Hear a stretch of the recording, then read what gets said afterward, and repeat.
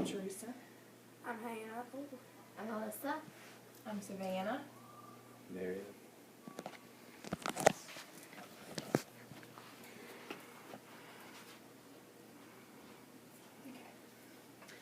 So, are the SAT and ACT really necessary? You may think, of course it's necessary because you need the scores to get into college.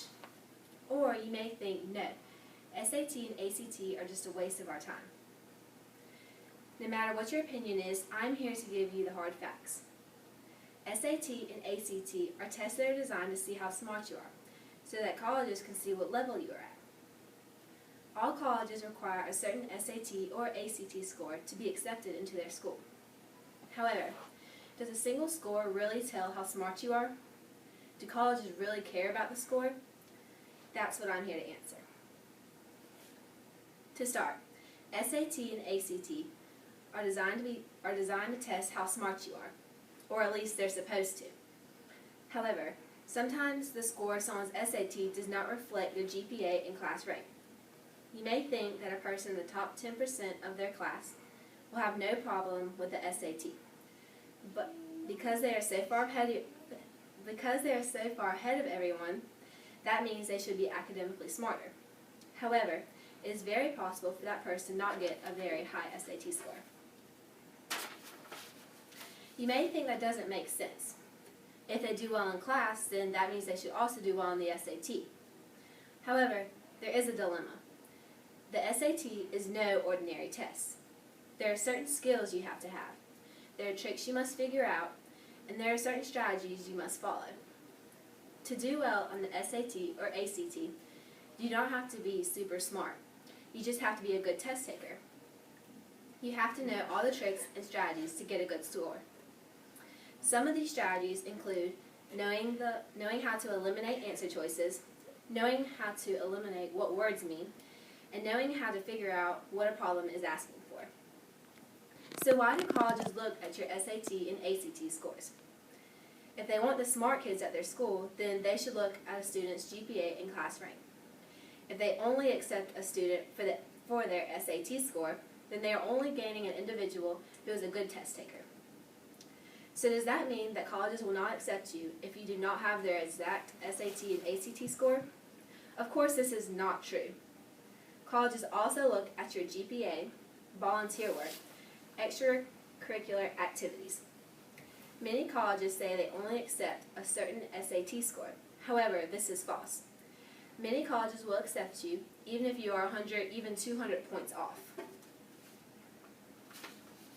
For example, according to the University of South Carolina's official website, USC requires an 1150 on SAT and a 25 on ACT.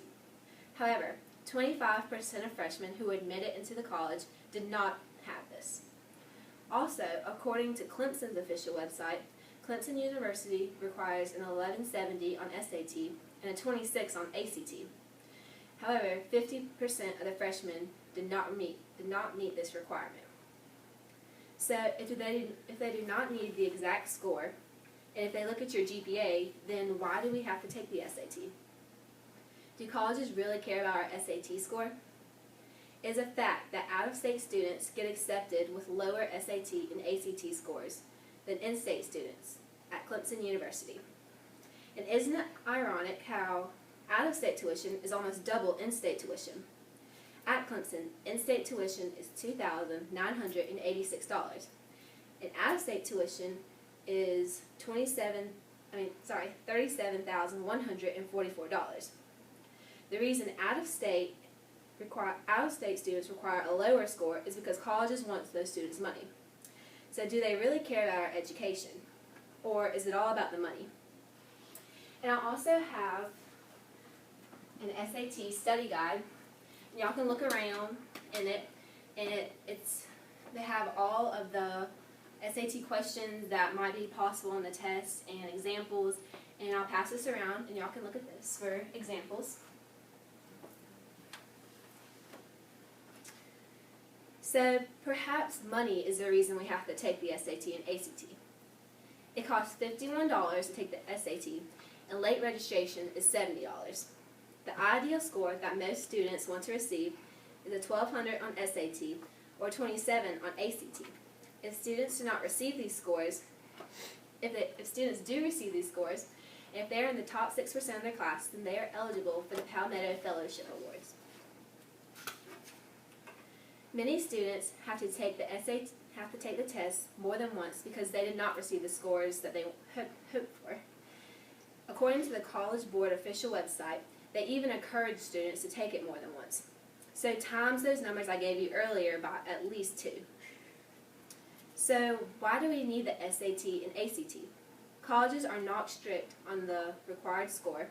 They do not base their final decision on your score. They look at your GPA, class rank, and volunteer. And last, just because you're smart doesn't mean that you're going to make a good score on the SAT, and vice versa. You can be not that smart and make a great score on your SAT.